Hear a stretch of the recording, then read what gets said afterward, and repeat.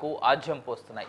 రాష్ట్ర ఇన్ఛార్జిగా మీనాక్షి నటరాజన్ బాధ్యతలు తీసుకున్నాక పార్టీ కోసం కష్టపడిన కార్యకర్తలకు ప్రాధాన్యత ఇవ్వాలనే డిమాండ్ కూడా పెరిగింది. అధికారంలో ఉన్న ప్రజా ప్రతినిధులను పక్కన పెట్టి సామాన్యులకు పార్టీకి అండగా ఉందనే సంకేతాలు క్షేత్రస్థాయికి తీసుకెళ్లే ప్రయత్నం కూడా జరుగుతోంది.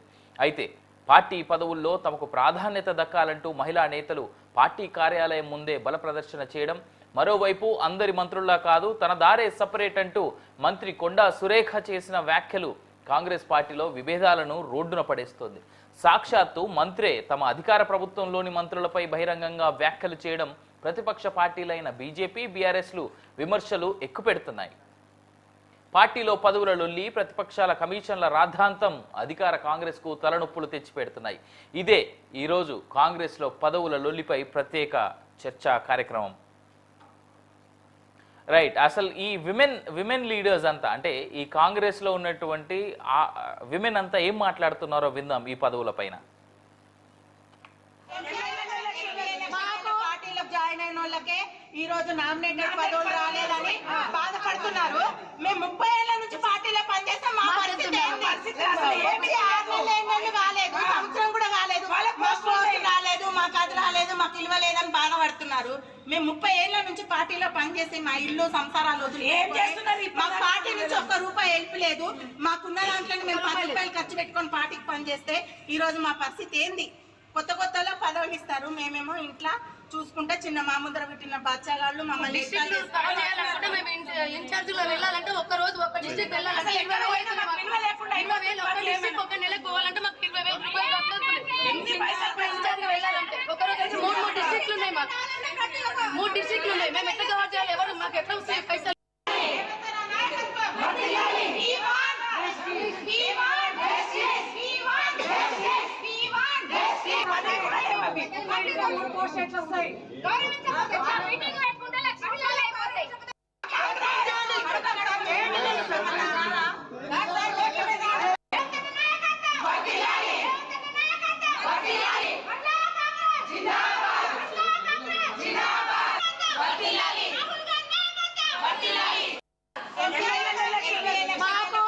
జాయిన్ అయిన వాళ్ళకే ఈ రోజు నామినేటెడ్ పదవులు రాలేదని బాధపడుతున్నారు.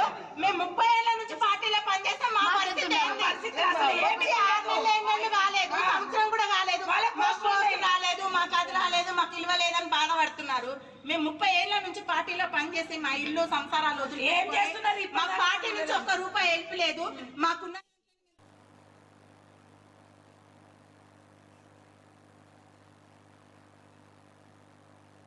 రైట్, 30 ఏళ్ళుగా మేము కాంగ్రెస్ పార్టీ కోసం పనిచేస్తుంటే వాళ్ళ మా పరిస్థితి ఏంటి, మా బతుకులేంది అనేటువంటి మాట విమెన్ లీడర్స్ ఎవరైతే ఉన్నారో కాంగ్రెస్ పార్టీలో వాళ్ళు చాలా క్లియర్గా ఓపెన్గా అడుగుతా ఉన్నారు. నిన్న సునీత గారి దగ్గర చేసినటువంటి రచ్చ అంతా ఇంతా కాదు. ఓవైపు మొన్నటి వరకు మాలలను అడ్డు పెట్టుకొని ఎవరైతే వివేక్ ఉన్నాడో అంటే ఒక ఛానల్, ఒక సంస్థ ఓనరు, అనేక పార్టీలు మారి వచ్చినటువంటి వ్యక్తి ఎవరైతే ఉన్నాడో, అఫ్కోర్స్ వాళ్ళ నాన్నగారు కాంగ్రెస్ పార్టీ లీడర్ అనే అంటారు. కానీ వాళ్ళ నాన్నగారి తర్వాత 2 అన్నతమ్ములు, ఇవాళ కొడుకు ఎంపీగా ఉన్నాడు. 2 అన్నదమ్ములు ఏ పార్టీ అధికారంలో ఉంటే ఆ పార్టీ, ఒకసారి బీఆర్ఎస్, ఒకసారి బీజేపీ, మళ్ళీ కాంగ్రెస్, మళ్ళీ బీఆర్ఎస్, మళ్ళీ బీజేపీ, మళ్ళీ తర్వాత ఇప్పుడు కాంగ్రెస్. మాలలని రెచ్చగొట్టి మాలలకి మంత్రి పదవులు ఇవ్వరా అనేటువంటి యాంగిల్లో నిన్నటి వరకు రచ్చ చేసినటువంటి వివేక్ ఇవాళ కనబడిన కూడా కనబడట్లేదు. ఒకవేళ పొరపాటున మంత్రివర్గ విస్తరణ కనుక అనౌన్స్ చేసి అందులో ఆయన పేరు లేకపోతే ఆయన మళ్ళీ మాలల్ని ఏ విధంగా రెచ్చగొడతాడనేటువంటి అంశం కూడా చాలా పెద్ద ఎత్తున, చాలా పెద్ద డౌట్గా ఉంది. మొన్న మాలమాదిగలకు సంబంధించినటువంటి రిజర్వేషన్ల అంశం ఇప్పుడు కూడా చూసాం.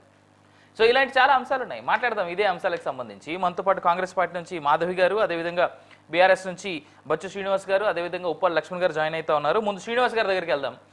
శ్రీనివాస్ గారు, గుడ్ ఈవినింగ్. శ్రీనివాస్ గారు, చూస్తూ ఉన్నాం కాంగ్రెస్ పార్టీలో 30 ఏళ్ళుగా మేము కాంగ్రెస్ పార్టీ కోసం పనిచేస్తూ ఉన్నాం, ఇవాళ మా బతుకులేంది అనేటువంటిది విమెన్ లీడర్స్ అంతా ఇవాళ క్లియర్గా అడుగుతున్నటువంటి ప్రశ్న. బయట నుంచి చూస్తుంటే మాత్రం అంతర్గత కుమ్ములాట్లు రాజకీయంగా చాలా పెద్ద ఎత్తున కనిపిస్తూ ఉన్నాయి. మీరేమంటారు శ్రీనివాస్ గారు? ఓకే, నన్నేనా? మిమ్మల్ని అడుగుతున్నా సార్ శ్రీనివాస్ గారు.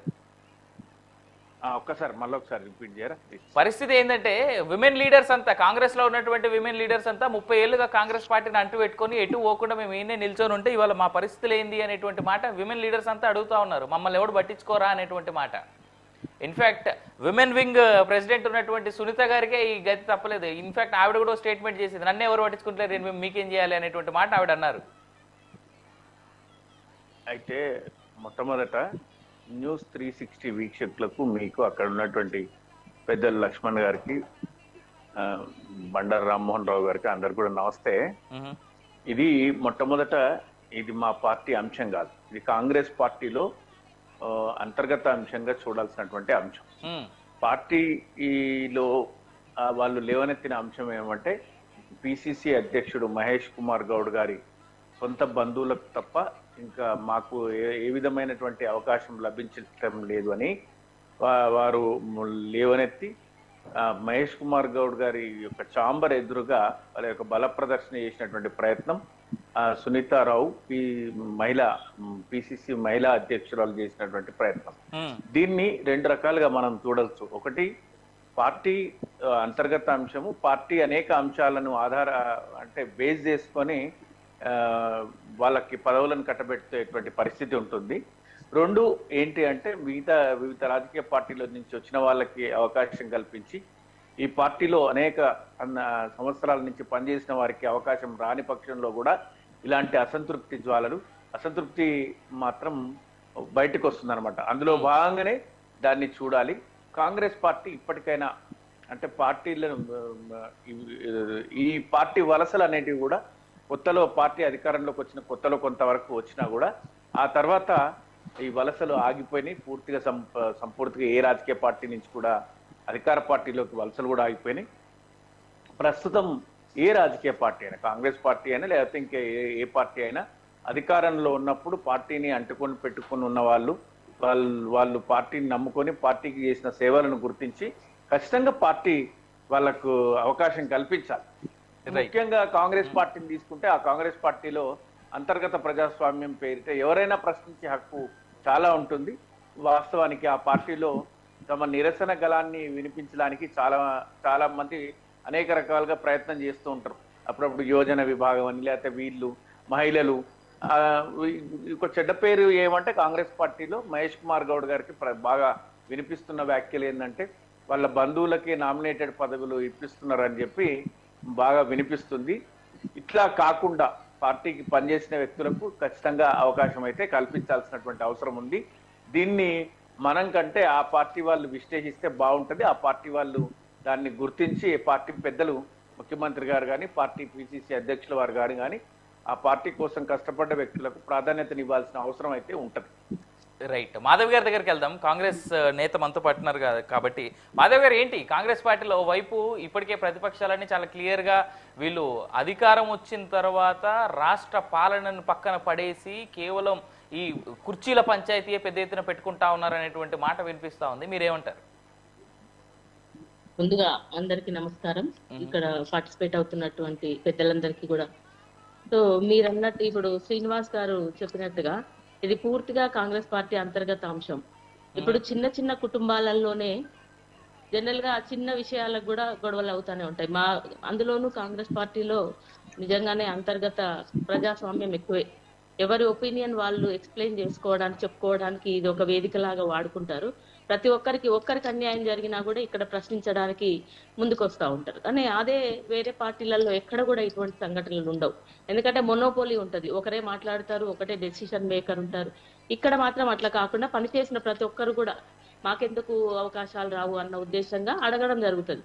కానీ నిన్న జరిగినటువంటి ఇన్సిడెంట్ కూడా కేవలం అది మా పార్టీలో మేము ఇప్పుడు జనరల్ గా అసెంబ్లీ ఎలక్షన్లప్పుడు కూడా టికెట్ కావాలని చాలా మంది అన్ని పార్టీలలో ఒక స్థానానికి ఒక 10 మంది 20 మంది అట్లా పోటీ పడ్డ సందర్భాలు చాలా ఉంటాయి. అడిగినంత మాత్రం దాన్ని గొడవ అయినట్టు లేకపోతే ధర్నా చేసినట్టు ఇవన్నీ అనుకరించడం అనేది మీడియాకు ఒక అలవాటుగా మారిపోయింది.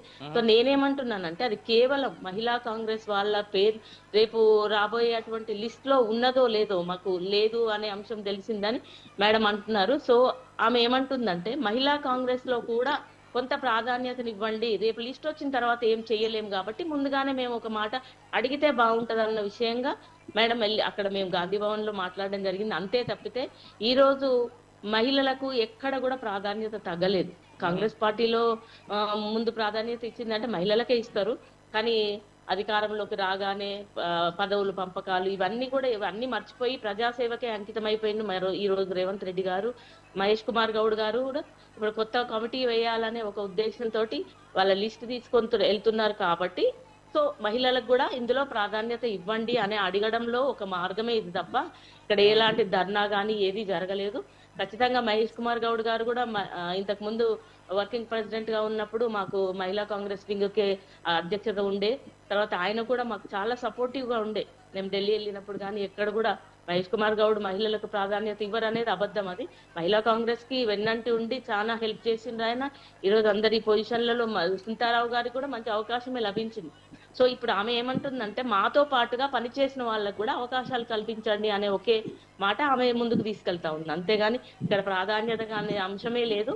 ఖచ్చితంగా మహిళలందరికీ కూడా ఈ రోజు మామూలుగా వర్క్ చేసిన ప్రతి లేడీకి కూడా ఇక్కడ అవకాశాలు ఇంతకు ముందు ఉన్నటువంటి మహిళా అధ్యక్షురాలు శారదా గారికి విమెన్ కమిషన్ ఇవ్వడం జరిగింది. అంటే ప్రతి ఒక్కరికి కూడా తప్పకుండా న్యాయం జరుగుతుంది, ఒకరి తర్వాత ఒకరికి జరుగుతూనే ఉంటుంది. కాకపోతే అడగడంలో తప్పు లేదు కాబట్టి మేము ముందుకెళ్ళి ఒక మాట అడగడం జరిగింది. అంతేగాని దీన్ని మీడియా పెద్ద ఇష్యూ చేసి ఇప్పటితోటన్నా ఇది ఊరుకుంటే బాగుంటది. ఖచ్చితంగా అందరికి అవకాశాలు లభిస్తాయి. మహిళలకు ఎక్కువగా ప్రాధాన్యత ఇచ్చే పార్టీ అంటే కూడా కాంగ్రెస్ పార్టీనే. ఈ రోజు ఇంతకు ముందు ఉన్నటువంటి చిన్న పార్టీలు, ఇప్పుడు లోకల్ పార్టీ టిఆర్ఎస్ పార్టీ ఉన్నప్పుడు ఫస్ట్ టైం అయితే కనీసం మహిళలకు ఒక పోర్ట్ఫోలియో కూడా ఇచ్చిన సందర్భం లేదు. మరి ఇక్కడ మన దగ్గర కాంగ్రెస్ పార్టీలో హోమ్ మినిస్టర్లు చేసిండ్రు, గవర్నర్లు చేసిండ్రు, రాష్ట్రపతిని కూడా చేసిన గంత కాంగ్రెస్ పార్టీకే ఉంది. ఇక్కడ కూడా ఖచ్చితంగా మహిళలకు మంచి ప్రాధాన్యతనే ఇస్తారు. రాబోయే కాలంలో ఒకరి తర్వాత ఒక అవకాశం ఉంటుంది. ఎట్ ఏ టైం పనిచేసినామంటే లాంగ్ టైమ్ గా పనిచేసిన అందరికీ ఒక్కొక్కరికి ఇచ్చుకుంటా వస్తున్నారు. ఇప్పుడు కూడా ఫర్దర్ గా ఖచ్చితంగా అందరు మహిళలకు తప్పకుండా అవకాశం లభిస్తుందని మేము ఆశాభావంతో. రైట్, నేను ఒక్కసారి అంటే మీరు అన్నటువంటి 2 కామెంట్స్ నేను శ్రీనివాస్ గారి దగ్గరికి మళ్ళీ వెళ్తా. ఎందుకంటే కాకపోతే మహిళలకి ఇంత గౌరవం ఇస్తా అన్నటువంటి మీరు మీ పార్టీ దగ్గర నుంచి ఎందుకు మహిళల చేత ఇప్పుడు ఈ విశ్వసుందరి పోటీల్లో కాళ్ళు గడిగించారనేటువంటి అంశం పెద్ద దుమారం రేగుతుంది. దాని దగ్గర మళ్ళీ వద్దాం. నేను ఒకసారి ఉప లక్ష్మణ్ గారి దగ్గరికి వెళ్తాను. లక్ష్మణ్ గారు సార్, పరిస్థితులు చూస్తా ఉన్నారు. కాంగ్రెస్ నేత మాటలు కూడా మీరు విన్నారు. ఇక్కడ కొందరేమో చాలా క్లియర్గా 30 ఏళ్ళ నుంచి మేము కాంగ్రెస్ పార్టీ కోసం పనిచేస్తా ఉన్నాం, మరి మా పరిస్థితి ఏందనేటువంటి మాట ఓపెన్గానే అది బయటికి రాకపోయి ఉంటే ఇంత పెద్ద గొడవ ఉండేది కాదు. విమెన్ ఎవరైతే ఉన్నారో అంటే ఆడవాళ్ళకే పెద్దపీట వేస్తాం మేము అనేటువంటి మాట కాంగ్రెస్ చెప్తూనే ఆడవాళ్ళని కనీసం పట్టించుకోవట్లేదు అనేటువంటి మాట అందులో ఉన్నటువంటి కాంగ్రెస్ నేతలే చెప్తా ఉన్నారు. కాంగ్రెస్ పార్టీలో అంతర్గత తగాదాలు ఇవాళ కొత్త అయితే కాదు, నటించి చూస్తున్నాం. ఏదైనా ఇష్యూ వచ్చినప్పుడు గాంధీ భవన్ లో ఖచ్చితంగా కొట్లాడతారు, లేకపోతే ఈ ధర్నాలు చేస్తారు. ఇవన్నీ సహజంగా పార్టీలో మరి పరిష్కారం కాకపోతే ఏం చేస్తారు? ఏదో ఒక రూపంలో వాళ్ళ యొక్క వ్యతిరేకత తెలియచేయాలి కాబట్టి తెలియచేస్తారు. తెలియచేసినప్పుడు అసలు సంబంధించినటువంటి పిసిసి ప్రెసిడెంట్ కానీ రాష్ట్ర ముఖ్యమంత్రి కానీ పరిస్థితులు చక్కదిద్దుకొని అందరినీ కలుపుకొని ముందుకెళ్ళాలి. అలాంటి పరిస్థితి లేనప్పుడు ఏమైపోతుంది? నాకు ముఖ్యమంత్రి పదవి వచ్చింది కాబట్టి నా బంధువులు నా చుట్టాలకి నేను అన్ని చేసుకుంటూ పోతుంటా అని ఆయన, పిసిసి ప్రెసిడెంట్గా నేను ఉన్నాను కాబట్టి నేను నా బంధువులు నా చుట్టాలకు నా స్నేహితులకు నేను అన్ని పనులు చేసుకుంటా అని వెళ్తే కుదరదు. ఖచ్చితంగా వ్యతిరేకత వస్తుంది, ఆందోళన కూడా చేస్తుంది. అయితే వీళ్ళకంటూ ఒక అధిష్టానం ఉంటుంది ఢిల్లీ. ఇప్పుడు ఏదైనా చిన్న చిన్న విషయాలు జరిగినా కూడా ఖచ్చితంగా ఢిల్లీ వాళ్ళ నోటీస్ పోతే వాళ్ళు దాన్ని విచారించి తప్పు ఎవరి వైపు ఉన్నా కూడా ఇది తప్పు, ఇలా చేయకండి అని సహజంగా చెప్తారు. కానీ ఇప్పుడు ఎందుకో మరి ఈ ఆంధ్రప్రదేశ్ లో కాంగ్రెస్ పార్టీ అధికారంలోకి వచ్చిన తర్వాత తెలంగాణ సార్ అనేక అంశాల మీద ఏదో చెప్పయ్యా, నన్ను చెప్పనీయకుండా అడ్డుపడుతున్నాయి. చెప్పండి. మీరు ఆంధ్రప్రదేశ్ లో అధికారంలో అన్నారు, కాదు తెలంగాణలో అధికారంలోకి వచ్చాక అన్నాను సార్ నేను. అదే తెలంగాణలో అధికారంలోకి వచ్చాక ఎందుకో మరి ఢిల్లీలోని అధిష్టానము అంతగా ఇంటర్ఫీర్ కావడం లేదేమో నేను అనుకుంటున్నాను. ఊరికి ఏదో అబ్జర్వర్ అంటే పరిశీలకులను మార్చుకుంటూ పోతున్నారంటే, ఇన్ఛార్జీలు మార్చుతూ పోతున్నారు. ఆమె ఎవరో వచ్చింది నటరాజన్ అని, ఆమె వస్తానే 1-2 రోజులు హడావిడి చేసింది, మళ్ళీ ఏమైపోయిందో తెలియదు. పార్టీలో మహిళలు సీనియారిటీ ఎవరు, ఎప్పటి నుంచి పని చేస్తున్నారు, వాళ్ళకి ఏదైనా పదవులు ఇవ్వాలా వద్దా అన్న విషయాన్ని ఖచ్చితంగా పిసిసి ప్రెసిడెంట్ కానీ ముఖ్యమంత్రి గారు కానీ పరిగణలోకి తీసుకోవాలి కదా. ఇప్పుడు ఒకవైపు 33% మహిళా రిజర్వేషన్ బిల్లు ఆమోదం పొందింది, రాబోయే ఎన్నికల్లో దాన్ని అమలు చేయబోతున్నారు. అలాంటి పరిస్థితుల్లో మహిళలకు ప్రాధాన్యత లేకుండా ఎలా చేస్తారు అన్నది ప్రశ్న. ఖచ్చితంగా చేయాలి. అది మరి చూస్తున్నాం, మరి అలా ఏం కనిపించినట్టు లేదు. ఎవరి ధోరణిలో వాళ్ళు వెళ్తున్నట్టే అనిపిస్తున్నది తెలంగాణలో. ఇక్కడ ముఖ్యమంత్రి కీ రోల్ అని అందరికంటే ముఖ్యమంత్రి ఏదైనా చేయదలుచుకుంటే ఎవరు ఆపలేరు.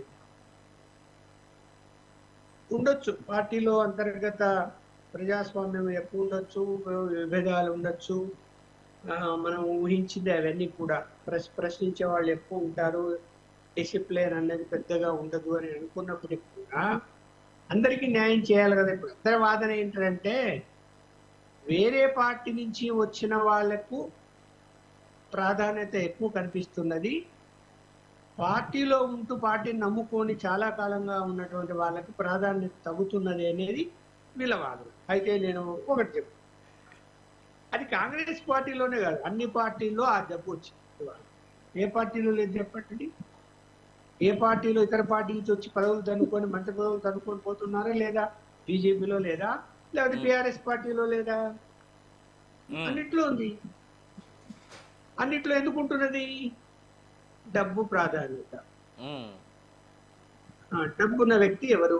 డబ్బున్న వాళ్ళకి ఏం చేయాలి అంటే పదవులను అమ్ముకునే స్థాయికి దిగజారిపోయాయి వాళ్ళ రాజకీయాలు. నేను కాంగ్రెస్ పార్టీలు అనటం లేదు, అన్ని పార్టీలు అంటున్నాను. అలా దిగజారిపోయాయి. దిగజారిపోయి టికెట్ల విషయంలో అలాగే జరుగుతున్నది, ఏమన్నా పార్టీ పదవుల విషయంలో అలాగే జరుగుతాయి. కార్పొరేషన్ చైర్మన్లు ఇవ్వాలన్నా లేకపోతే ఇంకా మంత్రి పదవులు ఇవ్వాలన్నా ఇవన్నీ కూడా పార్టీ ఫండ్ ఏమిస్తారు అనేది వస్తుంది. ఈ దీనివల్ల ఏమైపోయిందంటే పొలిటికల్ కరప్షన్ పెరుగుతూ ఉన్నది, దాని గ్రాఫ్ పెరుగుతూ ఉన్నది. ఏం మాట్లాడతారు? నేను 10 కోట్లు ఖర్చు పెట్టి ఎమ్మెల్యే అయ్యాను అంటే నా ఇల్లు ఆస్తులు అమ్ముకొని నేను 10 కోట్లు ఖర్చు పెట్టి ఎమ్మెల్యే కావాలన్నా? 10 కోట్లకు నేను 20 కోట్లు సంపాదించుకోవాలి కదా, మళ్ళీ ఎన్నికలకు కూడా డబ్బు కావాలి కదా. ఇట్లా మాట్లాడటం మొదలు పెడుతున్నారు రాజకీయ నాయకులు. ఎవరైనా కూడా అదే మాట మాట్లాడుతున్నారు. మాట్లాడుతున్నప్పుడు మనం ఒక 40 సంవత్సరాలకి వెనక్కి వెళ్ళి ఆనాటి రాజకీయాలు ఈనాటి రాజకీయాలు మాట్లాడి కాంగ్రెస్ పార్టీ గారు ఆ రోజు కాంగ్రెస్ పార్టీ నాయకులు ఎలా ఉన్నారు, ఈ రోజు కాంగ్రెస్ పార్టీ ఎలా ఉన్నారంటే అసలు సంబంధమే లేదు.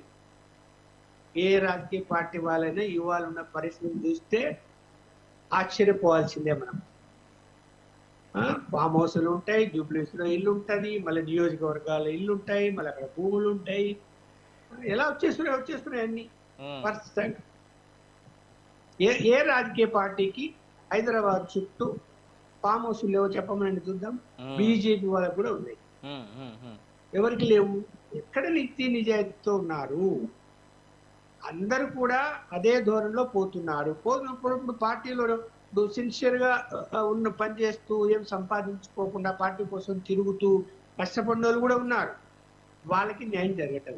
న్యాయం జరిగినప్పుడు వాళ్ళు ఖచ్చితంగా అసంతృప్తి వ్యక్తం చేస్తారు కదా. అన్ని పార్టీల్లో ఉన్నారు, ఒక పార్టీ. ఇప్పుడు పార్టీ ఉద్యమంలో పుట్టి బీఆర్ఎస్ పార్టీ, టీఆర్ఎస్ పోయి బీఆర్ఎస్ అయింది. టీఆర్ఎస్ పుట్టినప్పుడు ఉద్యమంలో పాల్గొన్నటువంటి నాయకులు అందరికీ వాళ్ళ న్యాయం జరిగిందా? జరగలేదు. అలాగే బీజేపీలో వేరే పార్టీ నుంచి వచ్చిన వాళ్ళు పదవులు తనకపోతున్నారా లేదా? తనకపోతున్నారు. పార్టీని నమ్ముకొని పనిచేసినటువంటి వాళ్ళు 30 ఏళ్ళు 40 ఏళ్ళు పనిచేసిన వాళ్ళకి ఎలాంటి అవకాశాలు తప్పుతున్నాయి? అరే ఎవడో కూడా తెలియదండి, ఆ సెంట్రల్ గవర్నమెంట్ లో అతనికి చైర్మన్ పోస్ట్ వచ్చేస్తుంది. ఎవరైనా పార్టీలో ఎప్పుడు ఉన్నాడు మమ్మల్ని చూడలేదు మనం అంటే ఆయన బ్రహ్మాండంగా ఆయన వ్యాపారవేత్త లేకపోతే ఆయనకు పలుకుబడింది అని మాట్లాడతారు. ఎవరు? బీజేపీలో ఉన్నారు.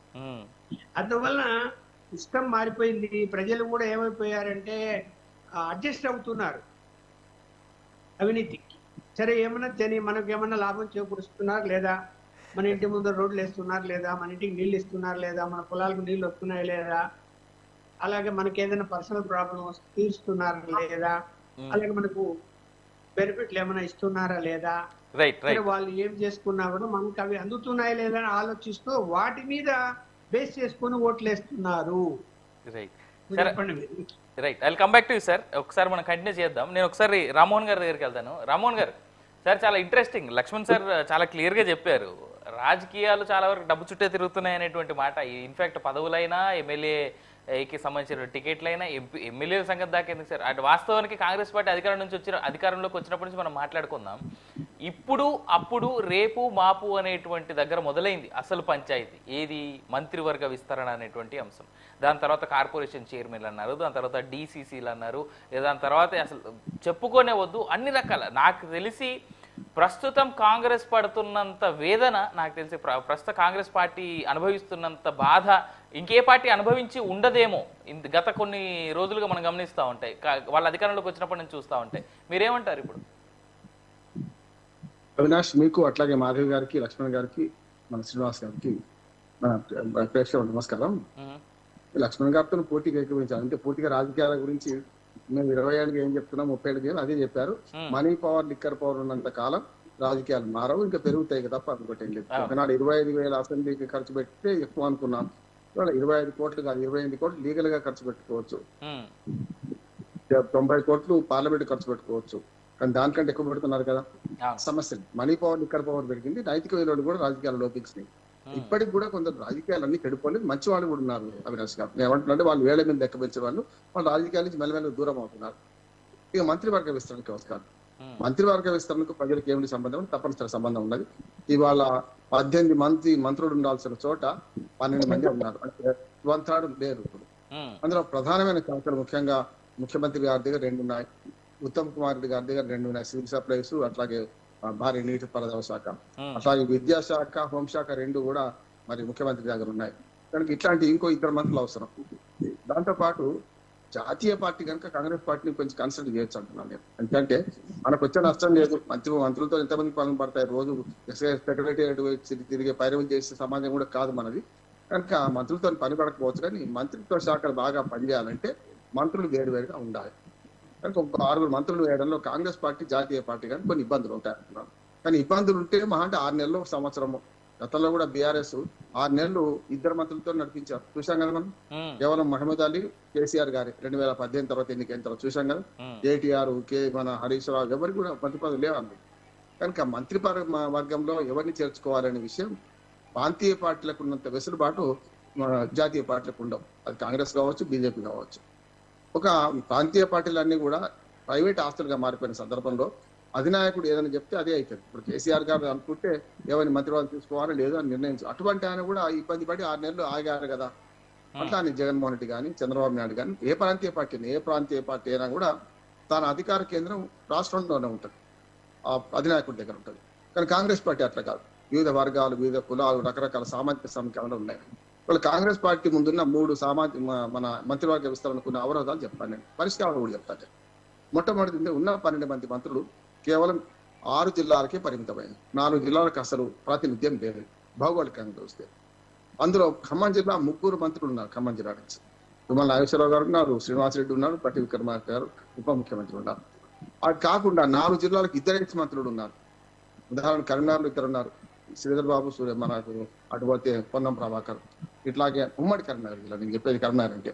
అట్లానే వరంగల్ జిల్లాలో 2 మహిళా మంత్రులు వరంగల్ నుంచి ఉన్నారు, సీతక్క, కొండా సురేఖ. అట్లాగే మనకు ఇటు పక్కన నల్గొండ నుంచి 2 మంత్రులు ఉన్నారు, ఉత్తమ్ కుమార్ రెడ్డి, కోమటిరెడ్డి వెంకటరెడ్డి. మహబూబ్నగర్, ఉమ్మడి మహబూబ్నగర్ అంటే ఇప్పుడు కొడంగల్ వికారాబాద్ జిల్లాకు వచ్చినా కూడా ఉమ్మడి మహబూబ్నగర్ జిల్లా కింద గతంలో ఉంది కనుక మనకు జూపల్లి కృష్ణారావు అట్లాగే ముఖ్యమంత్రి గారు కూడా అక్కడి నుంచి వచ్చినట్లే. ఉన్న 12 ఆయన కూడా ఉన్నాడుగా. ఏమున్నా ఒక్క ఏమంటారు దామోదర్ రాజ నరసింహ మెదక్, ఉమ్మడి మెదక్ నుంచి పదవి. ఇది మనకున్న పరిస్థితి. వాళ్ళు రంగారెడ్డి, హైదరాబాదు, ఆదిలాబాద్, నిజామాబాద్ నుంచి మంత్రులు లేరు.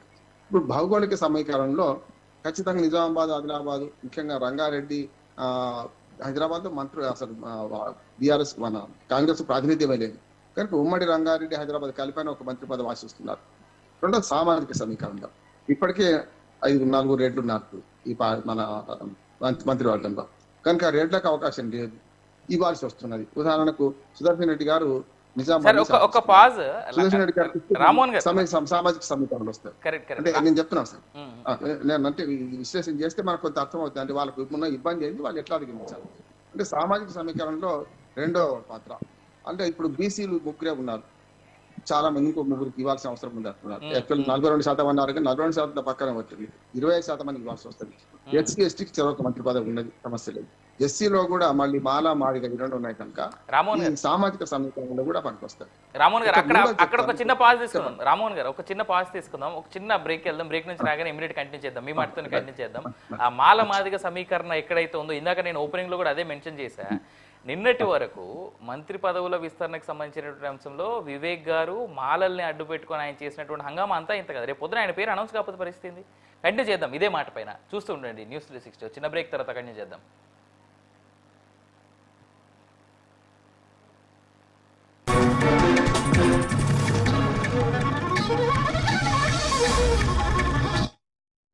Master Minds the pride of India. Inter, MPC, BiPC, MEC, CEC చదివిన విద్యార్థులకు సీఏ మరియు సిఎంఏ ఫౌండేషన్ కొరకు నూతన బ్యాచ్లు ప్రారంభం. మన VVIT university, absolute discipline, absolute education. MPC, BiPC విద్యార్థులకు ఒక వరం సీఏ, సిఎంఏ కోర్సులు. సీఏ, సిఎంఏ చదివే విద్యార్థుల్లో 40% మంది ఎంపీసీ, బైపీసీ విద్యార్థులే. మాస్టర్ మైండ్స్ మన VVIT university, absolute discipline, absolute education. Master Minds the pride of India. గత 6 సంవత్సరాలలో సీఏ, సిఎంఏ ఫలితాలలో 12 ఆల్ ఇండియా ఫస్ట్ ర్యాంకులు. Master Minds the pride of India. మన VVIT university, absolute discipline, absolute education. Inter, MEC చదివే విద్యార్థులకు సుమారుగా 1000 గంటలు CA foundation బోధిస్తున్న విద్యా సంస్థ. ఇతర విద్యా సంస్థల్లో చదివే విద్యార్థులను అడిగిన తరువాతే మాస్టర్ మైండ్స్ లో చేరండి. మన VVIT university, absolute discipline, absolute education. Master Minds the pride of India. Commerce విద్యా చరిత్రలో కని విని ఎరుగని ఫలితాలు కేవలం 6 నెలల్లో. సీఏ, సిఎంఏ కోర్సుల్లో 3 ఆల్ ఇండియా ఫస్ట్ ర్యాంకులు సాధించిన ఏకైక సంస్థ Master Minds the pride of India. మన VVIT university, absolute discipline, absolute education. Intermediate CEC విద్యార్థులకు సిఈసితో పాటు సిఎంఏ ఫౌండేషన్ బోధించే విద్యా సంస్థ మాస్టర్ మైండ్స్. సుమారు 600 గంటల పాటు సిఎంఏ ఫౌండేషన్ బోధన. మాస్టర్ మైండ్స్ మన VVIT university, absolute discipline, absolute education. Inter, MEC చదివే విద్యార్థులకు సుమారుగా 1000 గంటలు సీఏ ఫౌండేషన్ బోధిస్తున్న విద్యా సంస్థ. ఇతర విద్యా సంస్థల్లో చదివే విద్యార్థులను అడిగిన తరువాతే మాస్టర్ మైండ్స్ లో చేరండి. మన VVIT university, absolute discipline, absolute education.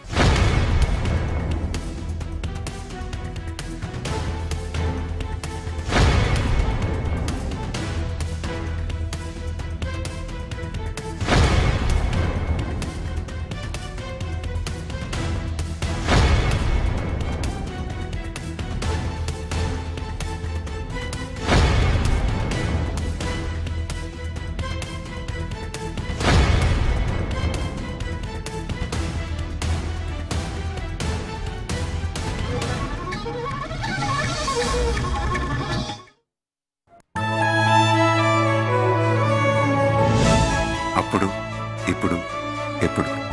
Andhra hospitals, మన హాస్పిటల్స్. అప్పుడు, ఇప్పుడు, ఎప్పుడు. ఆంధ్ర హాస్పిటల్స్, మన హాస్పిటల్స్.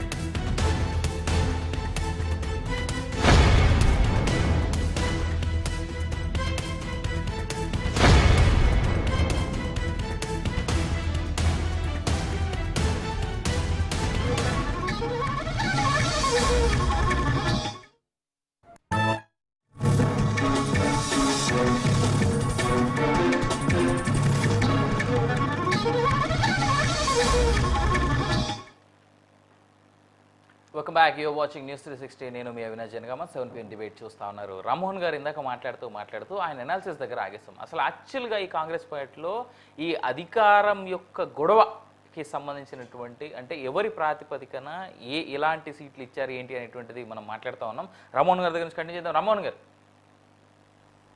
అవినాష్ గారు, అదే నేను ఇప్పుడు 2 సమస్యలు చెప్పాను. ఒకటేమో జాతీయ పార్టీ కనుక కొన్ని అవరోధాలు ఉన్నాయి, నిర్ణయం తీసుకోవాలి, ఇక్కడ కాదు అధిష్టానం పైన తీసుకోవాలి. ముఖ్యమంత్రి చేతిలో కానీ మంత్రుల చేతిలో కానీ ఉండదు. రాజశేఖర రెడ్డి లాంటి వాళ్ళు కూడా, అంతకుముందు బ్రహ్మానంద రెడ్డి లాంటి వాళ్ళు కూడా ఇబ్బంది పడే సందర్భం ఉమ్మడి ఆంధ్రప్రదేశ్లో కానీ ఇప్పుడు కానీ చెప్తున్నాను. కనుక జాతీయ పార్టీకి ఉన్న అవరోధాల్లో రెండోది ఇప్పుడు 2 చెప్పాను నేను. ఒకటి భౌగోళిక సమీకరణలో కొంత కష్టం ఉంది, సామాజిక సమీకరణలో రెండోది ఉన్నది, మూడవది హామీల సమీకరణ మూడోది ఉన్నది. కాంగ్రెస్ పార్టీ చేసుకున్న స్వయంకృత అపరాధం ఏంటంటే మూడోది హామీలు. అంటే ఫిరాయింపుదారులకు మేము ప్రారంభిస్తామని హామీలు ఇచ్చారు. ఉదాహరణకు మనకు రాజగోపాల్ రెడ్డి, ఆయన మొదలు కాంగ్రెస్ వ్యక్తి, మునుగోడుకు ఎమ్మెల్యే రాజీనామా చేసిండు, బీజేపీలో చేరిండు, ఓడిపోయిండు. అన్నాదమ్ములు ఒకటే ఓట్లు వేయించుకుందాం అనుకున్నా ఏమైందంటే భంగపడ్డకు మొత్తం మీద గెలవలేరు అయిపోయింది. కనుక ఇప్పుడు ఆయనకి ఏమని ఇచ్చారంటే బీజేపీ నుంచి ఇందులో చేరితే నీకు మంత్రి పదవి ఇస్తామన్నారంటే బహిరంగంగా చెప్తున్నాడు. ఆయన స్వయంగా బహిరంగంగా చెప్తున్నాడు, నాకు మంత్రి పదవి ఇస్తారన్నాడు, పార్టీలో చేరితే ఎందుకు ఇవ్వరు, మా అన్నాకుంటే నాకు ఉండొద్దా అంటున్నాడు. ఛాలెంజ్. అలా సామాజిక సమీకరణలో ఆయన కష్టం, ఫిరాయింపుదారుగా కష్టమే. ఎందుకంటే మీనాక్షి నటరాజన్ మాట అన్నది, ఎవరికి మంత్రి పదవులు ఇవ్వాలి, ఎవరికి అసలు కార్పొరేషన్ చైర్మన్ ఇవ్వాలి, దానికి నిబంధన పెట్టుకుంది. దాని గురించి నేను తర్వాత మాట్లాడతాను. ఇప్పుడు మూడోది ఏంటి, మూడో సమీకరణలో గడ్డం వివేక్, ఆయన కూడా ఏమంటున్నానంటే నేను ఎప్పుడో మంత్రిని కావాల్సింది, నన్ను పక్కన పెట్టారు, నాకు ఇప్పటికైనా ఇస్తారా ఇవ్వరా అని డైరెక్ట్ గా నాకు అవరోధం ఎవరని ప్రేమ్ సాగర్ మీద వేస్తున్నాడు. మీకు అవినాష్ గారు మీకు మీకు అన్ని మొత్తం రాజకీయాలు అక్కడ అవకాశం, రాష్ట్ర రాజకీయాలే కాదు, అక్కడైతే మీకు దగ్గర లోకల్ కనుక. ఇప్పుడు మనం చూస్తే మంచిర్యాల ఎమ్మెల్యే ప్రేమ్ సాగర్ ఉన్నారు, ఆయన నాకు నష్టం చేస్తున్నాడు అని చెప్పి స్పష్టంగా వివేక్ ఆరోపిస్తున్నాడు. అది ఒక రకం టీకప్పులో తుఫాన్ గా ముగిసిందా అంటే పెరిగింది అంటున్నాను నేను, అది నడుస్తుంది. ఫిరాయింపుదారులకు ఇస్తామన్న హామీ కూడా ఎట్లా చేయాలని అర్థమవుతలేదు. ఫిరాయింపుదారులకు ఇస్తే అసలైన వాళ్ళు ఏం చేయాలి అనే సమస్య కూడా వస్తున్నది. 4వ ఇబ్బంది ఏంటంటే శీత కష్టాలు శీతవి, పీత కష్టాలు పీతవి. ఇవాళ ఈ దశలో ఇన్ఛార్జీలు వచ్చిన వాళ్ళందరూ గత రకరకాల పెత్తనాలు చేస్తున్నారు. అంతకుముందు 3 ఇన్ఛార్జీలు మారారు. మొదటిదంటే కొద్ది రోజులు ఉన్నారు. కానీ ఆమె ఎవరైతే ఉన్నదో బొట్టు పెట్టుకొని పెద్ద ఎత్తున ఎక్కడైనా హోటళ్ళు తీసుకొని ఉండి ఆర్భాటం చేసి మొత్తం ఇన్ఛార్జ్ అంటే ఒక రకమైన సమాంతర ముఖ్యమంత్రిగా పనిచేసింది అని అంటారు. ఎవరిని కేర్ చేయలేదు, రేవంత్ రెడ్డి గారు చెప్పినట్టు విన్నారని. అవన్నీ పోయినా ఇప్పుడు ఈమె వచ్చి కొన్ని నిబంధనలు పెట్టింది. పార్టీ కార్యకర్తలకు ఒక మాట చెప్పింది, ఏమనంటే ఇది పద్ధతి, నేను ఇట్లా చేస్తాను. దానిలో మొట్టమొదటి ఎగిరిపోయేవాళ్ళు రేవంత్ రెడ్డి గారు. ఎట్లా అంటే ఆయన ఏమన్నది, గత 10 ఏళ్ళ కింద అంటే కష్టకాలంలో ఎవరున్నారు ఈ 10 ఏళ్ళ నుంచి వాళ్ళకి మంత్రి పదవులు ఇవ్వాలి, లేకుంటే ఏమన్నా ఇవ్వాలి, లేకుంటే ఏ కార్పొరేషన్ అయినా సరే.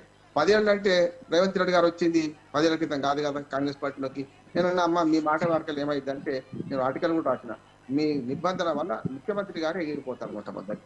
తర్వాత తుప్పని సవరించుకొని 2017 తర్వాత ఎవరు వస్తారో వాళ్ళకి, అంతకు ముందు 2017 కన్నా ముందు అంటే జస్ట్ రేవంత్ రెడ్డి గారు చేరిన కాలం అదే కనుక అప్పుడే ఇవ్వాలి అని మాట మాట్లాడింది. అంటే ఆ రకంగా ఇన్ఛార్జ్ కూడా మాట మార్చే ప్రయత్నం చేస్తుంది. కాకపోతే ఇన్ఛార్జ్కి ఒక విలువ ఏంటంటే ఆమె ఒక రకంగా చెప్పిన పూర్తి గాంధీవాది, అట్లాగే రాహుల్ గాంధీ దగ్గర ఆమె ఆర్భాటాలకు పోతలేదు, ఆహ్వానిస్తున్నాడు. కానీ ఇన్ఛార్జీలు కూడా ఏం చేస్తారు, కొంతవరకు సమన్వయం చేస్తారు, అంతేకాదు వాళ్ళు నిర్ణయాలు చేయలేరు కదా. నిర్ణయాలు చేసింది అధిష్టానంలో ఇప్పుడు ఈ 3 సమస్యలు ఉన్నాయి. ఎట్లా వీటిని న్యాయం చేద్దామనే భయంతో వాయిదా వేసుకుంటూ వస్తున్నారు. ఈ వాయిదా ఇంకా కొంతకాలం కొనసాగుద్దని నేను అనుకుంటున్నాను. ఎక్కడ ముట్టుకున్నా ఈ 12 మంది మంత్రులు ఎట్లా వచ్చేది అయిపోయింది.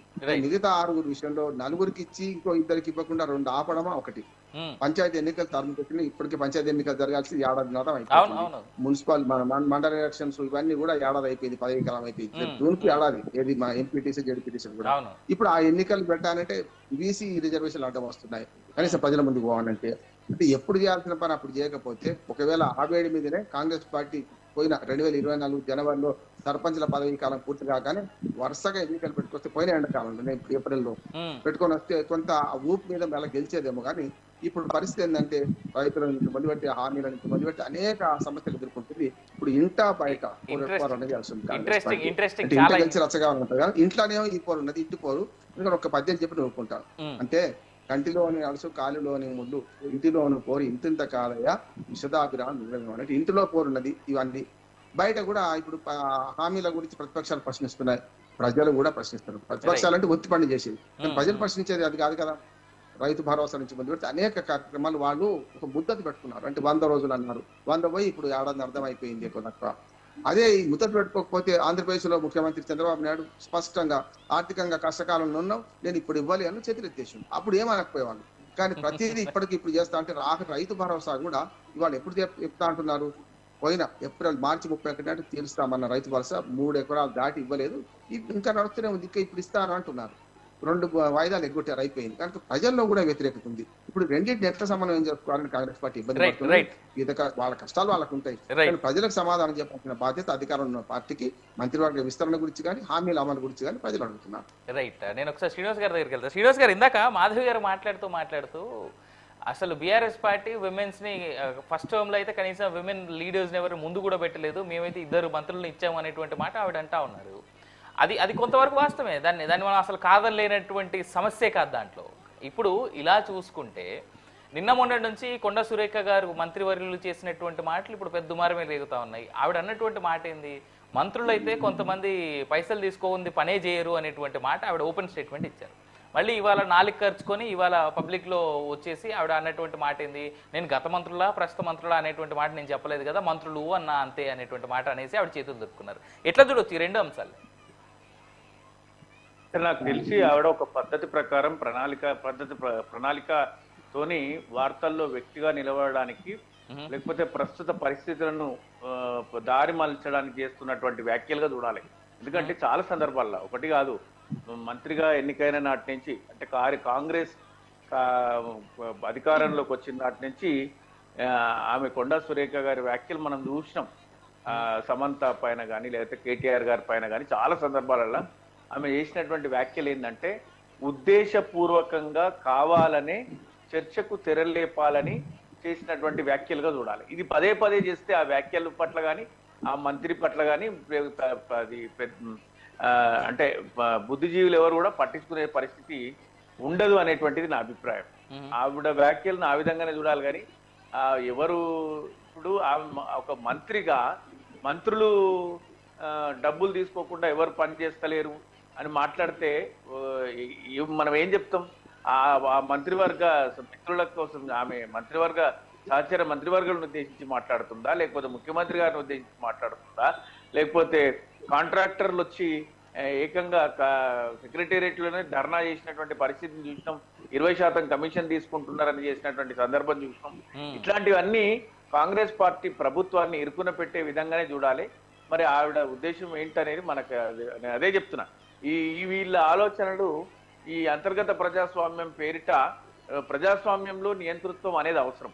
కుటుంబంలో కూడా అందరికీ మాట్లాడే స్వేచ్ఛ ఉండాలి, కానీ ఎవరి ఇష్టం వచ్చినట్టు వాళ్ళు మాట్లాడే స్వేచ్ఛ మాత్రం ఉండకూడదు అనేటువంటిది ఇప్పటిదాకా ప్రాంతీయ పార్టీలలో ఉండదు, అది ఇదని మాట్లాడుతున్నారు. మా పార్టీలో ఎవరికి అవకాశం లేదు, జాతీయ పార్టీ, ఆ పార్టీ కాంగ్రెస్ పార్టీ జాతీయ పార్టీ ఒక 50 సంవత్సరాలు అధికారంలో కొనసాగింది కాబట్టి రాష్ట్రపతిని చేసే అవకాశం ఉంటుంది, కాంగ్రెస్ పార్లమెంటరీ స్పీకర్ని చేసే అవకాశం ఉంటుంది, ప్రధానమంత్రిని చేసే అవకాశం ఉంటుంది. ఆ పార్టీకి అవకాశాలు అట్లా ఉండే. చేయకపోతే విడ్డూరం, కానీ చేస్తే ఏం విడ్డూరం? అది బాధ్యత, ప్రజలు ఇచ్చినటువంటి బాధ్యత నిర్వర్తించాల్సినటువంటి అవసరం ఉంది. ఇక భారతీయ జనతా పార్టీ ప్రభుత్వం కూడా మనం చూస్తున్నాం, కేంద్రంలో ఒకసారి దళితుల్ని చేసినామని, ఒకసారి మహిళలను చేసినామని, ఒకసారి గిరిజనులను చేసినామని, వాళ్ళు కూడా అంటే ఒక సామాజిక వర్గం నుంచి ఒకరు అయినంత మాత్రాన, ఒక ప్రతినిధిని చేసినంత మాత్రాన కొంత సంతృప్తిని చేకూర్చొచ్చు, కానీ ఆ సామాజిక వర్గాన్ని అంతా ఉద్ధరించినట్టు కాదు, లేకపోతే ఆ సామాజిక వర్గం మొత్తానికి మేలు చేసినట్టు కాదు. సామాజిక అంతరాలు పోవడానికి చేయాల్సినటువంటి పనులు వేరే ఉన్నాయి. అవి ఎవరు కూడా ఏ ప్రభుత్వం కూడా ఆ దిశగా ముందుకు వెళ్ళట్లేదు. ఇంకా మనం ఈ చర్చ వీళ్ళ అంతర్గత ప్రజాస్వామ్యానికి మనం కన్విన్స్ అయితే కన్సిస్ట్ అయితే మాత్రం వాళ్ళ పార్టీలో దాన్ని క్రమశిక్షణారహితమైనటువంటి విషయాన్ని అంతర్గత ప్రజాస్వామ్యం పేరిట ముందుకెళ్ళిపోతూ ఉంటారు. ఇది ఇప్పుడు వాళ్ళు ఎవరికి ఇవ్వాలి, ఎవరికి ఇవ్వకూడదు, ఎవరికి ఇస్తే బాగుంటుంది, ఒక్క మంత్రివర్గ విస్తరణే కాదు. ఇప్పటికి నిన్న పత్రికలలో కూడా నేను ముందు మాటల్లో చెప్పినట్టు మహేష్ కుమార్ గౌడ్ గారు వారి సొంత కుటుంబ సభ్యులకు ఇస్తున్నారని అందరు వాపోతున్నారు. అవకాశం వచ్చినప్పుడు మరి ఇచ్చుకుంటారు, అది కూడా సహజంగా రాజకీయాలలో అయితే జరుగుతూ ఉంటుంది. కాబట్టి బీఆర్ఎస్ పార్టీతోని కాంగ్రెస్ పార్టీని పోల్చలేము. కాంగ్రెస్ పార్టీ ఒక భిన్నమైనటువంటి పార్టీ. ఆ పార్టీని మా పార్టీలో మహిళలకు అవకాశం కల్పించలేదు.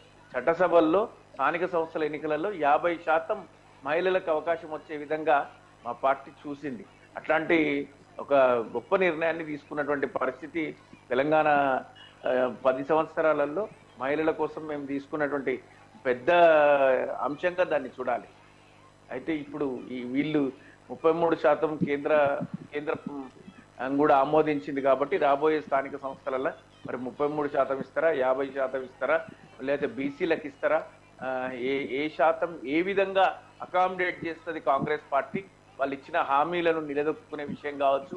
మాట్లాడితే బీఆర్ఎస్ పార్టీని ఎండగట్టేటువంటి ప్రయత్నం, బీఆర్ఎస్ ప్రభుత్వాన్ని, బీఆర్ఎస్ ప్రభుత్వాన్ని, బీఆర్ఎస్ పార్టీ గురించి మాట్లాడి కాలయాపన చేసే విధంగానే పోతున్నారు. మొన్న నేను అక్కడ చూసిన, నేను మనము తక్కువ కాలంలో కట్టినటువంటి లోపాల కట్టుబాటు చూడాలంటే కాళేశ్వరమే చూడాలి అని అన్నారు.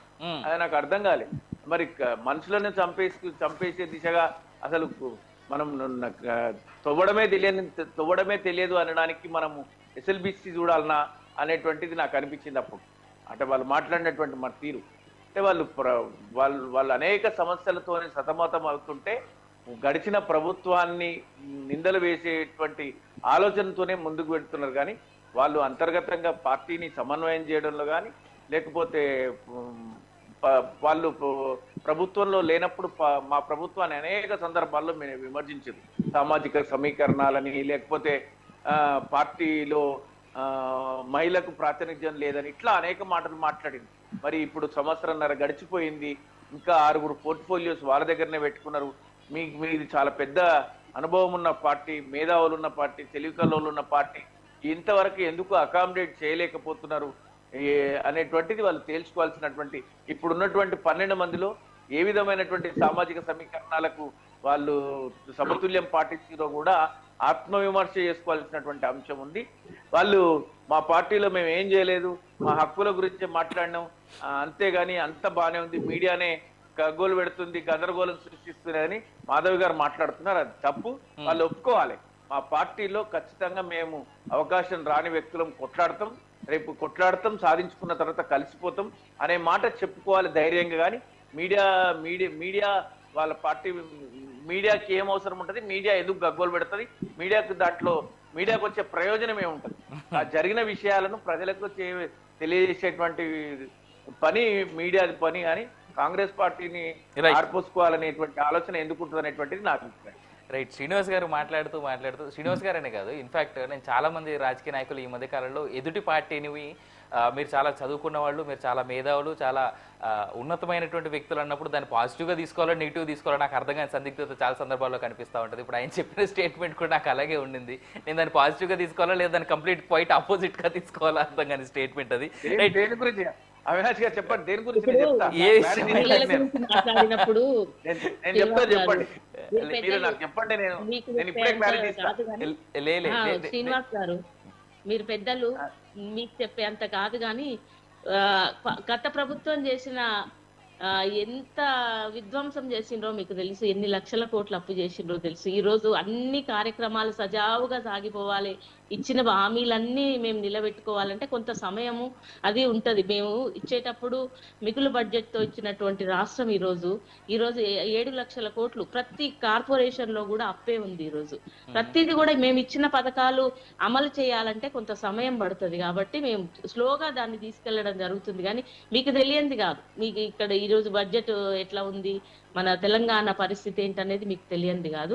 మహిళల గురించి మాట్లాడుతూ కూడా మీరు ఒకటి అన్నారు, సో మహిళలకు ఇంపార్టెన్స్ ఇవ్వలేదని మేము మాట్లాడుతున్నాం అంటే నిజంగానే మాట్లాడతాం. ఎందుకంటే మహిళా కమిషన్ అనేది ఒక 5-6 సంవత్సరాల వరకు మేము కొట్లాడే వరకు కూడా మహిళా కమిషన్ వేయలేదు. మహిళా కమిషన్ వేయడానికి కూడా అంత సమయం పట్టింది. మరి ఈ రోజు మేము మంత్రులను ఇయ్యలేదు అని అంటే సామాజిక సమీకరణాలు కావచ్చు, కొన్ని హైకమాండ్ నిర్ణయం కావచ్చు, కొంత లేట్ అవుతున్న మాట వాస్తవం. కానీ ఆ రోజు మరి ఒక సీఎం తోటే నడిపినటువంటి టిఆర్ఎస్ పార్టీ మరి దాన్ని ఎలా చూడాలో, ఏ దృష్టితో చూడాలో ఒకసారి మీరు దాని మీద కూడా విశ్లేషణ చేస్తే బాగుంటది. మరి మా దాంట్లో అంతర్గత స్వేచ్ఛ అంటే ఖచ్చితంగా ఉంటది, ఖచ్చితంగా కొట్లాడుతున్నాం మేము. మీరు అన్నట్టుగా మేము కొట్లాడతాం, తెచ్చుకుంటాం. కానీ దీన్ని పెద్ద ఇష్యూ లాగా చేయాల్సిన అవసరం లేదు అని నేను అంటున్నా. అంతేగాని మీడియాకు తెలవాలి లేకపోతే ఇంకేదో అని కాదండి.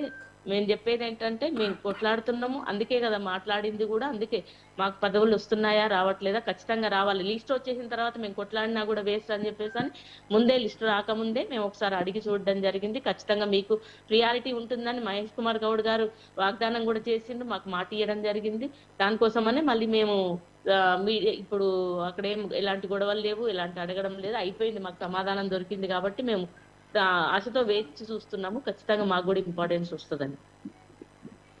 రైట్, ఇప్పుడు లక్ష్మణ్ గారి దగ్గరికి వెళ్దాం. లక్ష్మణ్ గారు ఇటు బీఆర్ఎస్ నాయకులు అదేవిధంగా కాంగ్రెస్ నాయకులు ఇద్దరు మాటలు విన్నారు. సరే, సమాధానం వాళ్ళకి దొరికింది సార్. కాకపోతే ఇక్కడ ఏదైతే ఇందాక అఫ్కోర్స్ శ్రీనివాస్ గారు చాలా క్లియర్గా చెప్పారు, మనం పెద్దగా పట్టించుకోవాల్సిన అవసరం లేదు, అధికారంలోకి వచ్చినప్పటి నుంచి ఎవరైతే సురేఖ గారు ఉన్నారో అదే విధమైనటువంటి పంథాలో మాటలున్నాయనేటువంటిది. బట్ ఇప్పటికీ కూడా అధికారంలోకి వచ్చి దాదాపు సంవత్సరంన్నర అయిపోయింది. ఒక మంత్రి దగ్గర నుంచి పైసలు తీసుకోకుండా మంత్రులు పనిచేయరు అనేటువంటి మాటలు లాంటి మాటలు ఒక మంత్రి నోటి నుంచే వస్తే దాన్ని తెలంగాణ రాష్ట్ర ప్రజలు ఎట్లా చూడాలి? ఇప్పుడు ఆమె మంత్రిగా ఉండుకొని చెప్పిందా మామూలుగా చెప్పిందా అనేది కాదు, చెప్పిన దాంట్లో వాస్తవం ఉందా లేదా, ఏ హోదాలు ఉంటే చెప్పింది. చెప్పినప్పుడు మళ్ళీ సర్దుబాటు ఏం చేసుకుంటున్నది, గత ప్రభుత్వ పాలనలో మంత్రులు కమిషన్ తీసుకొని ఫైళ్ళ మీద సంతకాలు పెట్టేవాళ్ళు కాదు, 30% వరకు కమిషన్లు తీసుకునే వాళ్ళు అని చెప్పినాను, ప్రస్తుత ప్రభుత్వంలో కాదు అని మళ్ళీ దానికి వివరణ ఇచ్చింది.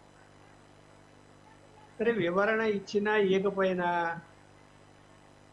ఈ ప్రభుత్వం, సరే గత ప్రభుత్వం గురించి చర్చ అవసరం లేదు, ఈ ప్రభుత్వం వచ్చి సంవత్సరంన్నర అయింది, అవినీతికి తావు లేకుండా పరిపాలన జరుగుతున్నదా చెప్పనండి, ఎక్కడ జరుగుతుందో? పోలీస్ స్టేషన్ లో పోతే డబ్బులు తీసుకోకుండా పనులు చేస్తున్నారా? ఎంఆర్ఓ ఆఫీస్ పోతే డబ్బులు తీసుకోకుండా భూములు సర్టిఫికెట్లు ఇస్తున్నారా? ఆర్డీఓ ఆఫీసు పోతే ఇస్తున్నారా? హైదరాబాద్ చుట్టూన్న భూముల విషయంలో రంగారెడ్డి కలెక్టరు, మేడ్చల్ కలెక్టరు, లేకపోతే హైదరాబాద్ కలెక్టర్ దగ్గర ఆఫీసుల్లో, లేకపోతే సిసిఎల్ఏలో డబ్బులు తీసుకోకుండా ఫైలు వదులుతున్నాయా? గుండెల మీద చేయి వేసుకుని ఏ కాంగ్రెస్ వాళ్ళైనా చెప్పమనండి, ఎక్కడ ఏది ఆగలేదు, నడుస్తూనే ఉన్నాయి, పనులు జరుగుతూనే ఉన్నాయి. ఇక ఇక్కడ అధికారులు ఆ విధంగా చేయగలుగుతున్నారంటే పైన మంత్రులు పట్టించుకుంటున్నారనే, పట్టించుకోలేదనా, లేకపోతే వాళ్ళు కూడా అవినీతి పరులనా? దాని అర్థం అదే కదా. అందువల్ల ప్రజల్లో ఇవాళ 1.5 సంవత్సరంలోనే వ్యతిరేకత ఎందుకు పెరిగింది? ఇదే కారణం, వ్యతిరేకత పెరగడానికి కారణాలు. రెండోది ఏంటంటే వాళ్ళ యొక్క ప్రైవేట్ అంశాల్లో కూడా రాజకీయ నాయకులు అంటే అధికార పార్టీ వాళ్ళు జోక్యం చేసుకుంటున్నారు. నాకు ఒక ఉదాహరణ తెలిసింది. ఒక మెదక్ జిల్లాలో కరీంనగర్ జిల్లాలో ఒక జర్నలిస్టే ఫోన్ చేసి వాళ్ళకి సంబంధించిన ల్యాండే వాళ్ళ రిలేటివ్స్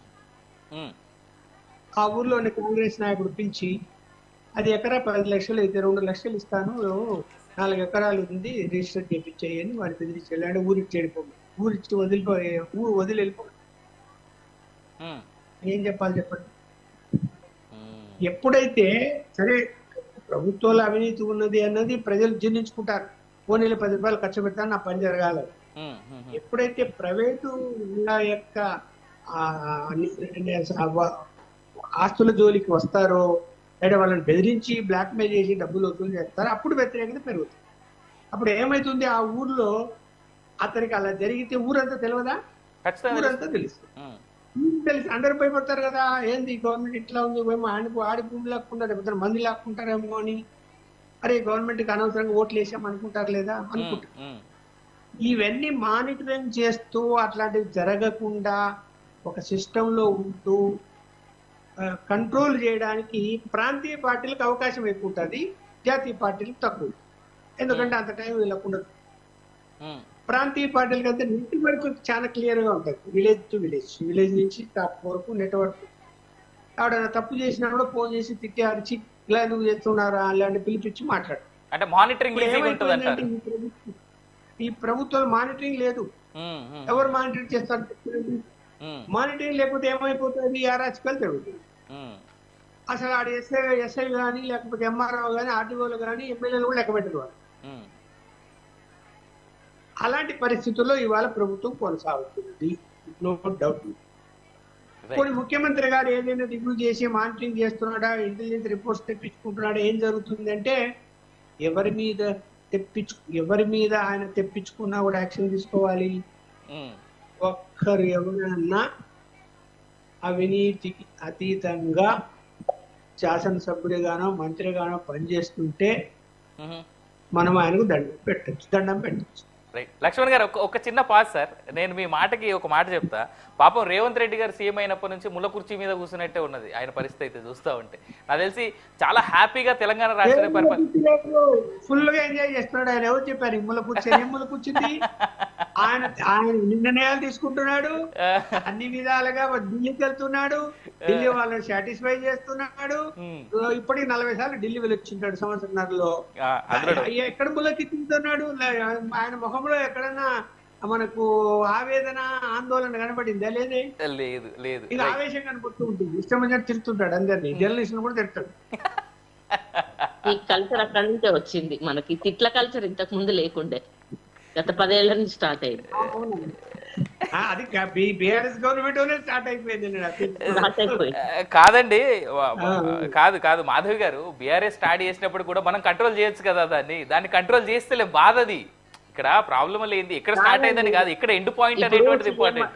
మన సీఎం అని కూడా చూడకుండా నోటికి వచ్చినట్టు మాట్లాడుతుంటారు. ఇంతకు ముందు ఒకసారి వీడియోస్ చూస్తే మనకు అర్థమవుతుంది. అసలు పాలిటిక్స్ లో ఇట్లాంటి లాంగ్వేజ్ వాడడం అనేది ఇంతకు ముందు లేదు. కాంగ్రెస్ అంటే ఒక గత 10 ఏళ్ల ముందు ఇటువంటి కల్చర్ లేకుండే. ఎదుటి వాళ్ళని మాట్లాడేటప్పుడు కూడా చాలా మర్యాదగా మాట్లాడుతుండే. ప్రతిపక్షాల వాళ్ళను సంబోధించినా కూడా ఇలాంటి చెడ్డ మాటలు ఇట్లాంటివి రాకపోతుండే. ఏ ఉద్యమం సమయంలో స్టార్ట్ అయినటువంటి ఎవరు మంచిగా మాట్లాడొద్దు అంటారు మిమ్మల్ని, మీరు మంచి మాట్లాడొచ్చు కదా. ఇప్పుడు ఎదుటోళ్ళు ఎట్లా మాట్లాడాలి అట్లా మాట్లాడాల్సి వస్తుంది కదా సార్. ఇప్పుడు కాంగ్రెస్ పార్టీ అధ్యక్షులు కానీ, కాంగ్రెస్ పార్టీ ముఖ్యమంత్రి గారు కానీ ఇక్కడ అదే వస్తుంది సార్. మీరు ఇప్పుడు ప్రతిపక్షాలు ముందు మాట్లాడమమ్మా, అధికార పార్టీ ముందు మాట్లాడుతుంది. ప్రతిపక్షము ఏదో ఒకటి వేసుకోమని ఎవరంటారు చెప్పండి. బాగుంటుంది సార్. మంచి విమర్శ చేస్తే ఏదైనా చెప్పండి, మంచి చెప్పండి, దాని ప్రకారం వెళ్ళమని చెప్పండి, బాగుంటది.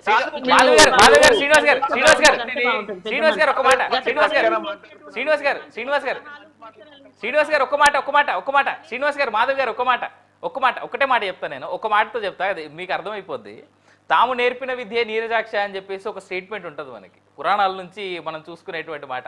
అది 2 పార్టీలకు అన్వయించుకోవచ్చు. వాస్తవానికి ఏంటంటే ఎక్కడ మొదలైంది అనే దాన్ని పక్కన పెట్టి కనీసం ఇట్లీస్ట్ మనమైనా ఆపుదాం, దాన్ని కంట్రోల్లోకి తీసుకొద్దాం అనేటువంటి ఆలోచన ఇక్కడ కనబడతలేదు.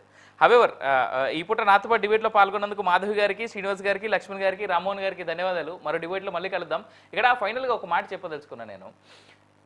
విమెన్కి ఎక్కువ ప్రాధాన్యత ఇచ్చాము అనేటువంటి మాట కాంగ్రెస్ అంటుంది. బట్ ఇచ్చి ఉంటే ఈ పూట ఇన్ని రాద్ధాంతాలు ఎందుకు జరుగుతూ ఉన్నాయి? ఒకటి. రెండో విషయం ఏంటంటే, నిన్న ఏదైతే వరంగల్ పర్యటన, లేదు అంటే యాదగిరిగుట్ట పర్యటన, లేదంటే ఇంకో చోట పర్యటన అనుకుందాం, విశ్వసుందరీమణులకు సంబంధించినటువంటి ఏదైతే ఇప్పుడు సెలక్షన్స్ హైదరాబాద్ వేదికగా మిస్ వరల్డ్కి సంబంధించినటువంటి ఈవెంట్ ఏదైతే జరుగుతుందో దాని రూపేణ తెలంగాణ విమెన్తో ఈ మిస్ వరల్డ్ కంటెస్టెంట్స్ ఎవరైతే ఉన్నారో వాళ్ళ కాళ్ళు కడిగించారు, వాళ్ళ చేతితో బట్ట ఇచ్చి మరి వాళ్ళతో తుడిపించారు అనేటువంటి పెద్ద ఇష్యూ నడుస్తూ ఉంది ఇప్పుడు వాస్తవానికి. అంటే తెలంగాణలో ఉన్నటువంటి ఆడబిడ్డల యొక్క గౌరవాన్ని తగ్గించారు వీళ్ళు అనేటువంటి మాట ఇవాళ ప్రతిపక్షాలు చాలా బలంగా ముందుకు తీసుకెళ్తా ఉన్నాయి. మరి దీనికి సమాధానం ఎవరు చెప్పాలి? వాళ్ళంతా కాళ్ళు తడుపుకొని నడుచుకుంటూ గుడిలోకి వెళ్తే గుడంతా తడైపోద్ది, అందుకే మేము అలా చేసామనేటువంటి మాట సీతక్క గారు చెప్తా ఉన్నారు. సీతక్క గారు, మీరు ఒక విమెన్, మీరు ఆలోచించాలి. అది కూడా మీరు ఎక్కడి నుంచి ఏ స్థాయికి వచ్చారు అనేటువంటి అంశాన్ని మీరు ఒక్కసారి వెనక్కి తిరిగి చూసుకుంటే, మేబీ మేము గుర్తు చేసేందుకు మేము కరెక్ట్ అయిన వారిమా కాదా అనేటువంటిది కూడా మీరే అర్థం చేసుకోండి. మేము కరెక్ట్ అయిన వాళ్ళం అవునా కాదా అన్నప్పుడు విషయాన్ని పక్కనెడితే, ఒక తెలంగాణ వాడిగా తెలంగాణకు సంబంధించినటువంటి ఆడబిడ్డల గౌరవాన్ని తగ్గించారనేటువంటిది ఇక్కడ వాస్తవం కనిపిస్తూ ఉంది. కాంగ్రెస్ పార్టీ ఇప్పటికైనా కానీ కాస్త కొన్నిటి విషయాలు చాలా జాగ్రత్తగా ముందుకెళ్తేనే మంచిది. అదర్వైజ్ ఇప్పటికే చాలా పేరు ప్రతిష్ట అన్నీ పోగొట్టుకుంది, ఇంకా అది కూడా మిగిలింది కూడా ఉండదేమో అనేటువంటిది డౌట్. హవెవర్, ఇది ఇవాళ డిబేట్. నేను మీ వినయ్ జనగామ, సైనింగ్ ఆఫ్.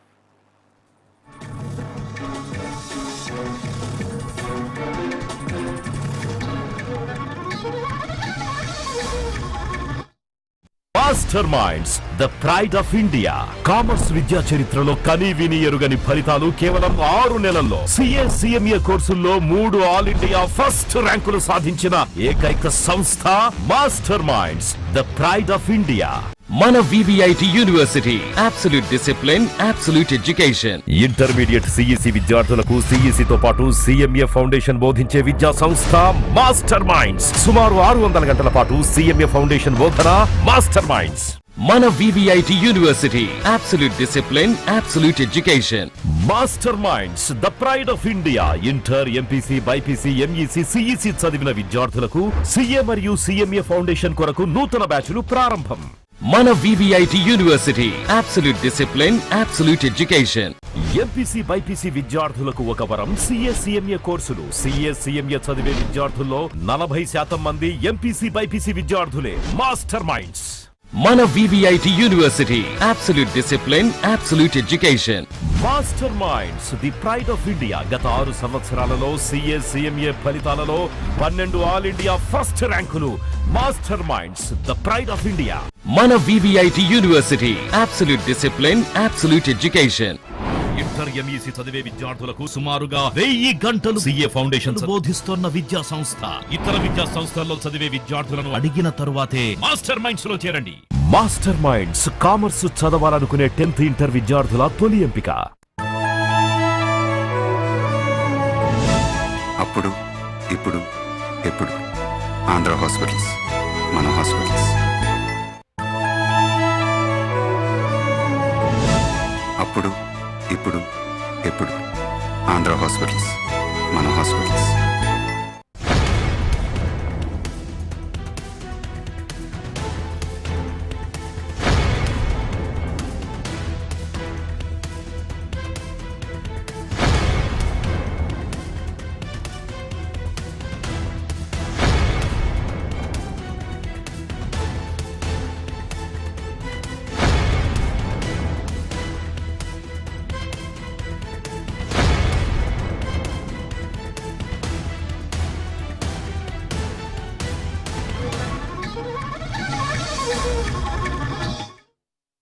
మన VVIT university absolute discipline, absolute education. అప్పుడు ఇప్పుడు ఎప్పుడు ఆంధ్ర హాస్పిటల్స్, మన హాస్పిటల్స్. అప్పుడు ఇప్పుడు ఎప్పుడు ఆంధ్ర హాస్పిటల్స్, మన హాస్పిటల్స్.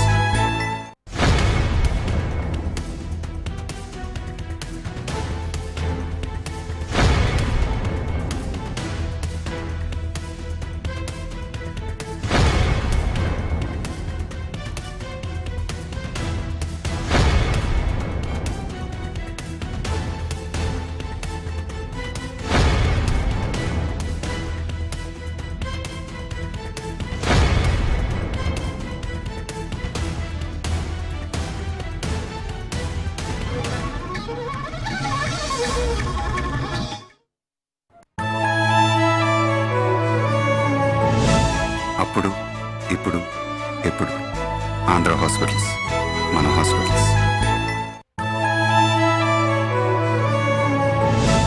అప్పుడు ఇప్పుడు ఎప్పుడు ఆంధ్ర హాస్పిటల్స్, మన hospitals. Master Minds the pride of India. Commerce విద్యా చరిత్రలో కని విని ఎరుగని ఫలితాలు కేవలం 6 నెలల్లో. CA, CMA కోర్సుల్లో 3 ఆల్ ఇండియా ఫస్ట్ ర్యాంకులు సాధించిన ఏకైక సంస్థ Master Minds the pride of India. మన VVIT university absolute discipline, absolute education. అప్పుడు ఇప్పుడు ఎప్పుడు ఆంధ్ర హాస్పిటల్స్, మన హాస్పిటల్స్. అప్పుడు ఇప్పుడు ఎప్పుడు ఆంధ్ర హాస్పిటల్స్, మన హాస్పిటల్స్.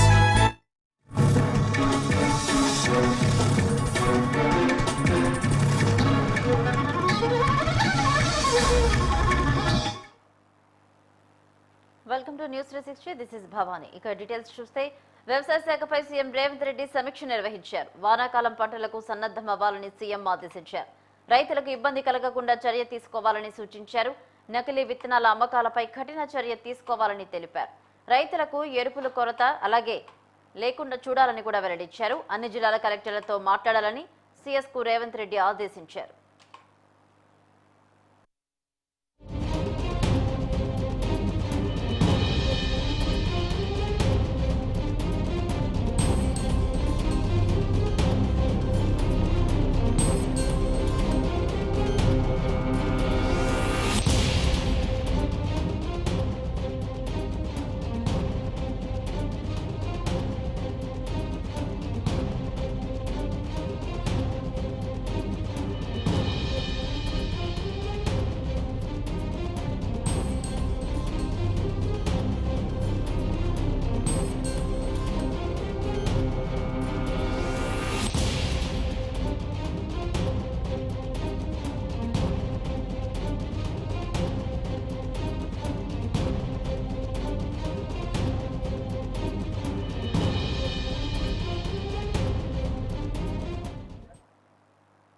వ్యవసాయ శాఖపై సీఎం రేవంత్ రెడ్డి సమీక్ష నిర్వహించారు. వానాకాలం పంటలకు సన్నద్ధం అవ్వాలని సీఎం ఆదేశించారు. రైతులకు ఇబ్బంది కలగకుండా చర్య తీసుకోవాలని సూచించారు. నకిలీ విత్తనాల అమ్మకాలపై కఠిన చర్య తీసుకోవాలని తెలిపారు. రైతులకు ఎరువుల కొరత లేకుండా చూడాలన్నారు. ఈ నేపథ్యంలో కలెక్టర్లకు కూడా మాట్లాడారు. సీఎస్ కు రేవంత్ రెడ్డి ఆదేశాలు కూడా జారీ చేశారు. ఇదే అంశానికి సంబంధించి మరిన్ని అప్డేట్స్ మా సీనియర్ కరెస్పాండెంట్ సంజయ్ అందిస్తారు. సంజయ్, ఏదైతే వచ్చే 3 ఏళ్లలో విద్యుత్ డిమాండ్ బాగా పెరుగుతుందని అందుకు అనుగుణంగానే ప్రణాళిక సిద్ధం చేసుకోవాలని, అదేవిధంగా సబ్ స్టేషన్లు అప్గ్రేడ్ చేసుకోవాలని అధికారులకు ఈరోజు సీఎం సూచించారు. విద్యుత్ శాఖతో పాటు ఏదైతే రైతాంగం సంబంధించిన సమస్యలపై, వాతావరణ సమస్యలపై కూడా ఈరోజు విద్యుత్ అధికారుల సమావేశంలో ఆయన బట్టి విక్రమార్కతో పాటు సీఎం రేవంత్ ఈరోజు సమీక్ష నిర్వహించారు.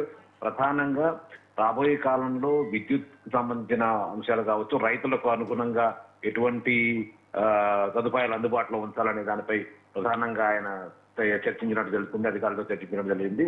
అంతేకాకుండా భవిష్యత్తులో పవర్ పెరిగే అవకాశాలు ఉండటంతో, వినియోగం అధికంగా పెరిగే అవకాశం ఉండటంతో తప్పనిసరిగా విద్యుత్ లైన్లను ఆధునీకరించడం, అంతేకాకుండా డేటా సెంటర్లను ఎలక్ట్రిసిటీ డేటా సెంటర్లను ఎక్కువ పెట్టడం, అంతేకాకుండా భూగర్భ విద్యుత్ లైన్లను కూడా ఎక్కువగా పెంచాలని కూడా ఈ సందర్భంగా అధికారులు సూచించడం తెలుస్తుంది. ప్రధానంగా విద్యుత్ టవర్లు, లైన్లు, స్తంభాలు కనిపించకుండా భూగర్భంలోనే వాటిలన్నింటిని కూడా అమర్చేస్తూ కూడా విద్యుత్ శాఖ చర్యలు తీసుకోవాలంటూ కూడా ఆయన చెప్పడం జరిగింది. ఈ సందర్భంగా అధికారులు సూచించడం జరిగింది. సుదీర్ఘంగా జరిగింది. ఎందుకంటే ఎండాకాలంతో పాటు రానున్న వర్షాకాలంలో కూడా రైతులకు ఎటువంటి ఇబ్బందులు కలగకుండా, అదేవిధంగా ప్రజలకు వినియోగార్థం కూడా, ప్రజల వినియోగానికి విద్యుత్కి ఎటువంటి అంతరాయాలు కలగకుండా ఉండే విధంగా విద్యుత్తుని వినియోగానికి అధికంగా పెంచాలనే విషయంపై సుదీర్ఘంగా చర్చించినట్టు తెలుస్తుంది. ఈ ఏడాది విద్యుత్ డిమాండ్ దాదాపు 17,162 మెగావాట్లకు చేరిందని ఈ సందర్భంగా అధికారులు సీఎం చెప్పినట్టు తెలుస్తుంది. అంటే గత ఏడాది కన్నా కూడా వినియోగం అనేది ఈ ఏడాదికి దాదాపు 9.8% పెరిగిందని అధికారులు లెక్కలు వేయటం జరిగింది. అంతేకాకుండా వచ్చే వార్షిక సంవత్సరానికి, వచ్చే ఆర్థిక సంవత్సరానికి 2025-26 ఆర్థిక సంవత్సరానికి విద్యుత్ డిమాండ్ ఇంకా పెరిగే అవకాశం ఉండడంతో దాదాపు 18,138 మెగావాట్లు పెరుగుతుందని అంచనా వేయడం జరిగింది. దీనికి తగ్గట్టుగానే విద్యుత్ కొనుగోలు కావచ్చు, విద్యుత్ తయారీ కేంద్రాల ద్వారా ప్రజలకు, అదేవిధంగా రైతులకు అందుబాటులో ఉంచే విధంగా, విద్యుత్తుని అందుబాటులో ఉంచే విధంగా ఈ అన్ని సర్వం సిద్ధం చేయాలంటూ కూడా ఈ సందర్భంగా సమీక్షలు అధికారులకు రేవంత్ రెడ్డి సూచించినట్టు తెలుస్తుంది. Right, thank you Sanjay.